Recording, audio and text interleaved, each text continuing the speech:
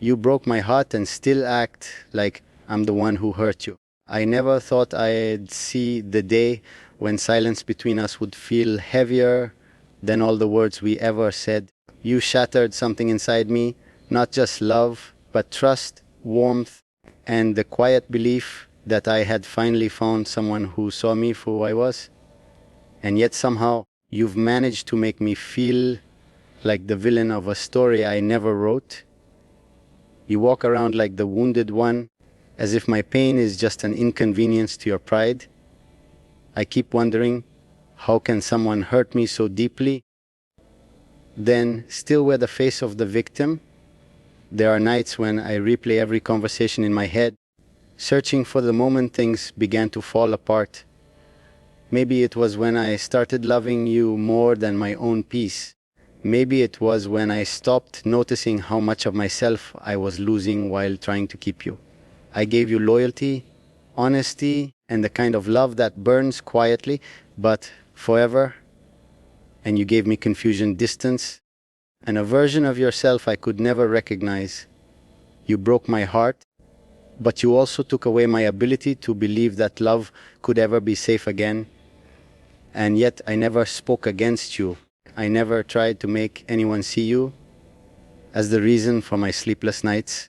I carried my heartbreak in silence because I still wanted to protect your name, even when you had already destroyed mine in your eyes. That's the irony. I loved you enough to bleed quietly, while you loved yourself enough to make me look like the one holding the knife. You left me standing in the ruins of what we built, but somehow you walk away telling the world I'm the reason it all collapsed. Maybe one day you'll understand I wasn't the enemy. I was the one who stayed when I should have walked away. The one who saw the good in you even when you forgot how to be gentle. The one who would have chosen you again and again, even knowing it would end in heartbreak. But not anymore. I'm done apologizing for feeling too much, for caring too deeply, for loving too honestly. You broke my heart, and yet you still act like I'm the one who hurt you. But deep down, we both know I only ever loved you too much. Sometimes I wonder if you ever sit in the quiet and think of me, not the version of me you've convinced yourself to hate, but the one who stayed when it was easier to walk away, the one who listened, who tried, who forgave things that cut too deep to be ignored. I think about how easy it was for you to move on, to rebuild your world as if I was never a part of it. And maybe that's what hurts most, not the ending, but the realization that my presence was never as significant as I believed it to be. I was a chapter you closed without reading twice. There's a strange kind of peace that comes with heartbreak. It's not calm, not comfort. It's a quiet numbness, silence that replaces the chaos. I used to wake up hoping you'd come back, that something in your heart would remember me, but now I just wake up.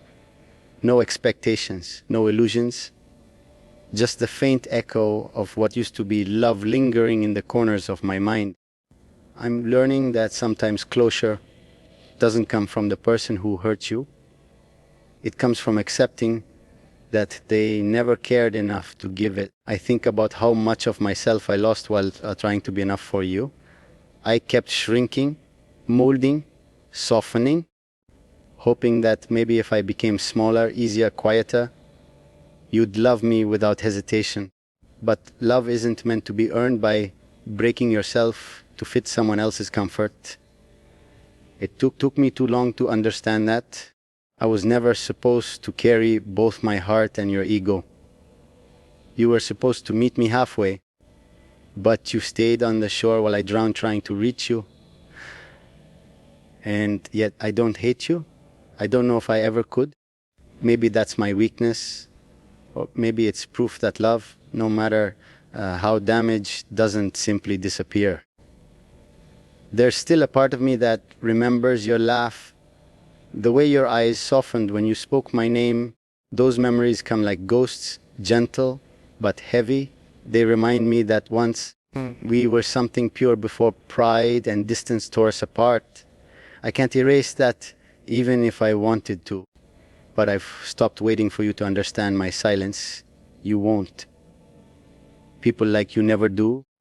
You'll keep telling yourself that I was cold, that I gave up, that I stopped trying, because it's easier to believe that than to admit you pushed me away. You'll rewrite the story until you come out innocent, and I'll remain the villain in your version, and that's fine. I no longer need to defend my truth to someone who never tried to understand it. I've realized healing isn't about forgetting. It's about remembering without breaking. It's about learning to sit with the pain and still find beauty in your own strength.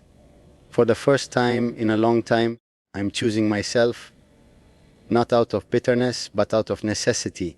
I'm rebuilding from the ruins you left behind, slowly, quietly, but completely. Every piece I put back together is a reminder that love shouldn't destroy you, it should make you whole. So this is me, not the broken version you left behind, but the one who finally stopped bleeding for someone who never cared to notice. I won't chase closure, I won't seek explanations, and I won't apologize for loving you too deeply. You were a storm, and I was foolish enough to believe I could stand in the rain without drowning. But I survived, and now I'm learning to dance in it. It's strange how love can leave such a lasting echo even after the person is gone.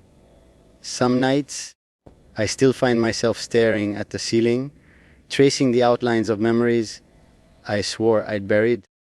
It's not longing anymore, it's more like acknowledging the ghosts that still linger. Every place I once associated with you feels different now, quieter, almost sacred in a melancholic way. I walk through those memories not as someone desperate to relive them, but as someone finally ready to let them fade. Maybe that's what growth feels like. Not forgetting, but learning to live alongside what once hurt you.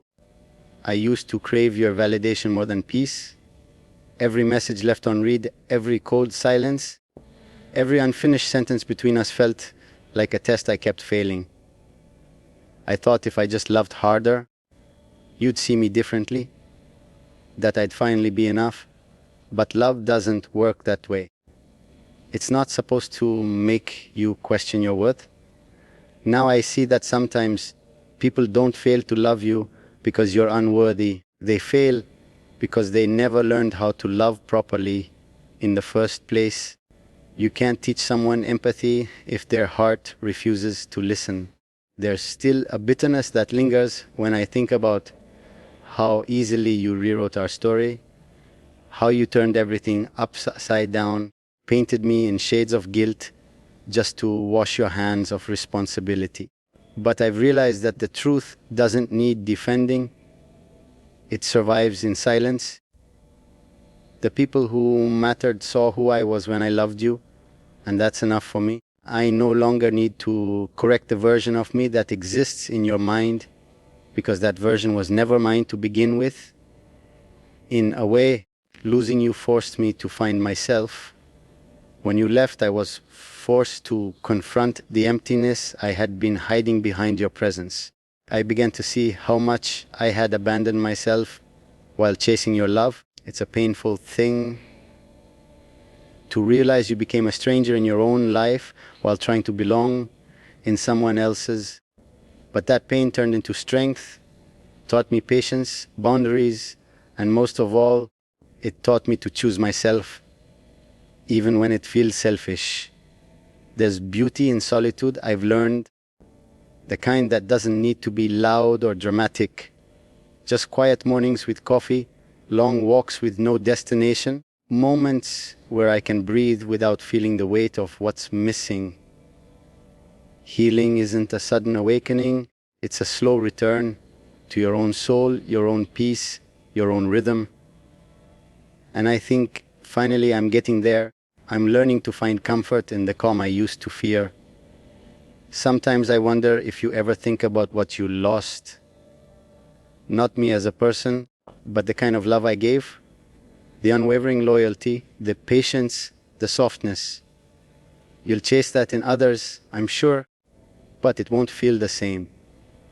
Because what I gave came from a place of purity, from someone who loved without conditions. And when you break something that genuine, it doesn't come back to you in the same form. Maybe one day you'll understand that. Maybe one day regret will whisper my name the way love once did. But by then, I'll be somewhere far from the ache, smiling at the person I've become.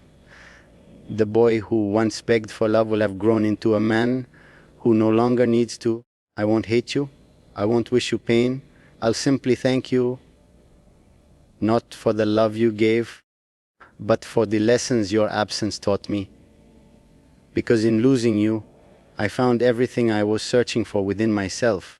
There came a time when I stopped looking for your face in every crowd. It didn't happen suddenly, like a scene out of a movie. No grand realization, no dramatic tears. It just happened quietly. One morning, I woke up and realized I hadn't thought of you the night before. That tiny absence of ache felt strange, almost foreign, but it was freedom disguised as stillness. That's how healing comes, not with thunder, but with small moments of silence that stop hurting as much as they used to. I've come to understand that love isn't supposed to feel like survival. It isn't supposed to drain you or make you question if you're too much or never enough. I used to think giving all of myself was the ultimate proof of devotion, but now I see it differently. Real love doesn't demand you to lose yourself. It celebrates who you are. And maybe that's why we were never meant to last, because I kept trying to love you with everything I had, while you kept running from the parts of yourself that couldn't love back. There's a version of me that still sits by the window, sometimes thinking about the past, not in longing, but in reflection. That version doesn't hate you. He just feels distant from the pain now, like watching an old movie you once cried over, but can't connect to anymore. Maybe that's growth, the ability to revisit your past without reopening the wound. You're still a part of my story, yes, but only a chapter, not the ending, and I've stopped rereading it, hoping for a different outcome. I've learned to pour my energy into things that return it, into people who don't make me question my worth, into moments that make my soul feel light. It's strange how after losing something you thought you couldn't live without, life still finds a way to bloom again. The laughter returns, the days feel warmer, and your heart, though scarred, beats softer, steadier. Pain doesn't vanish, it just transforms into wisdom. And I've learned to wear that quietly. Sometimes I imagine meeting you again, not to rekindle anything, but just to see how time has changed us. Maybe we'd smile, exchange polite words, and pretend the past didn't exist. Or maybe we'd both feel that silent recognition that we once tried, and that trying was enough. I wouldn't ask for explanations anymore. I'd only hope you found peace too. Because forgiveness, I've realized, isn't about absolving someone else. It's about setting yourself free from the weight they left behind. And now, when I think of love, I no longer see your face. I see something softer, a kind of love that feels like calm water instead of a storm, one that doesn't demand proof or cause pain in the name of passion. I want a love that feels like home, not survival. And maybe one day, when it finds me, I'll be ready, not broken, not bitter, just whole. Because through all the chaos, the heartbreak, the silence, I finally learned how to choose myself, and that has been the greatest love story of all. There's a peace in realizing that not every story needs a sequel. For so long, I kept waiting for something to return, closure, apology, explanation, but nothing ever did. And maybe that's how it was always meant to be. Some connections come into your life to break you open, to force you to grow in ways you never wanted to. You think it's about love, but it's really about becoming. I see that now. The pain I once cursed became the foundation of who I am today, steadier, quieter, more aware of my worth. These days, I've started enjoying my own company again. The silence that once haunted me has turned into something sacred. I sit with my thoughts, write letters I'll never send, and find comfort in the sound of my own breathing. It's strange how healing teaches you to fall in love with solitude, how the same quiet that once screamed your name now whispers peace instead. I don't rush to fill the emptiness anymore. I let it exist because sometimes peace isn't found in the presence of someone else, but in the acceptance of yourself.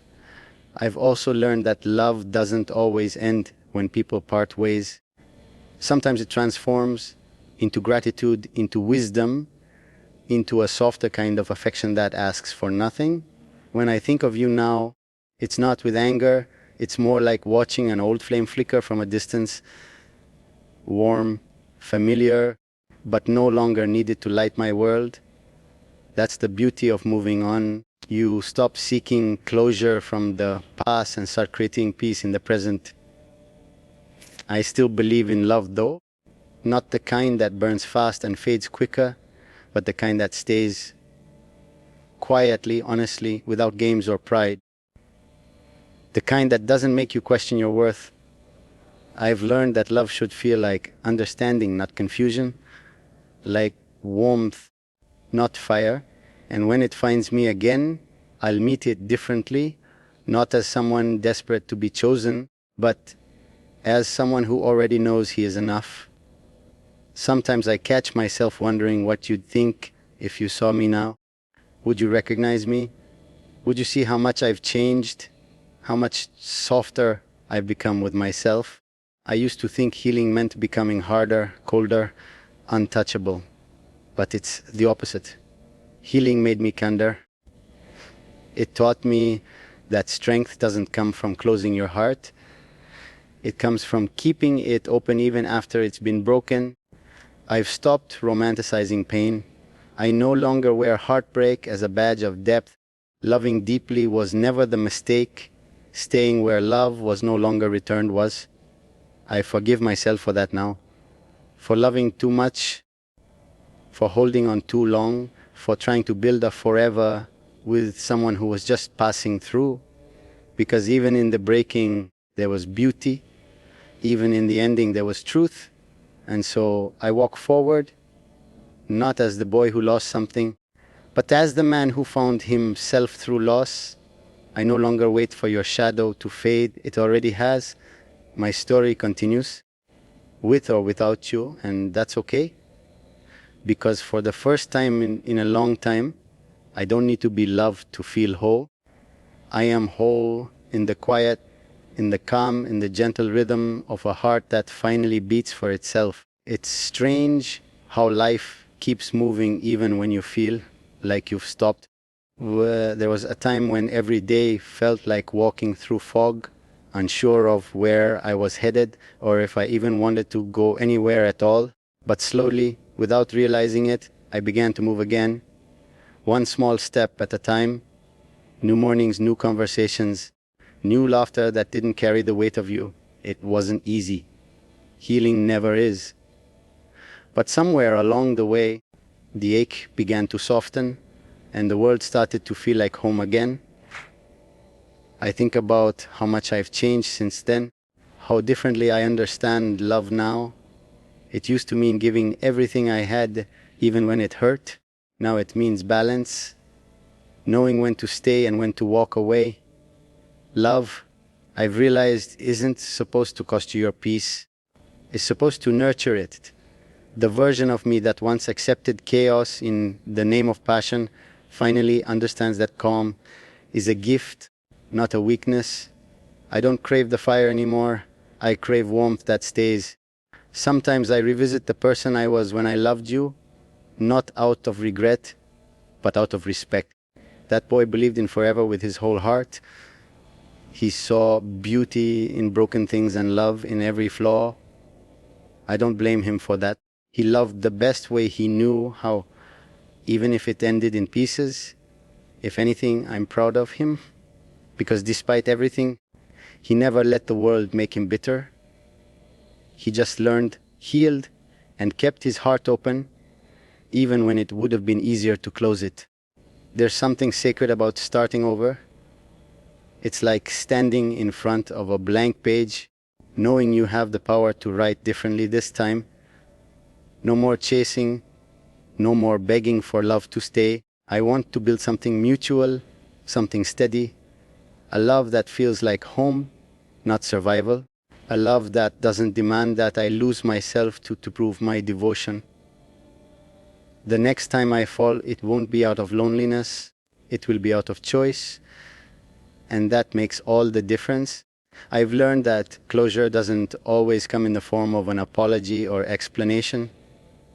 Sometimes it's just waking up one day and realizing you no longer need either. The questions stop mattering, the what ifs lose their grip, and you simply breathe without the weight of the past sitting on your chest. That's the moment you know you've healed. When peace replaces the need for answers, when you can look back without flinching, when you can remember without wanting to return. And now, when I think about love, I think about patience, not the kind you use to tolerate pain, but the kind that allows two souls to grow side by side without fear. I think about trust, honesty, and quiet connection. Love doesn't need to be loud to be real. It just needs to feel safe. Maybe one day I'll meet someone who understands that, someone who doesn't confuse silence with distance or peace with indifference, someone who loves gently but with depth. Until then, I'll keep walking, not searching, not waiting, just living, because for the first time, I'm content in my own company. I've made peace with my past, learned from my pain, and forgiven both you and myself. What once felt like an ending was really just the beginning of me. I don't carry you anymore, only the lessons, only the growth. And maybe that's what love is meant to do in the end. Teach us who we are when everything else fades away.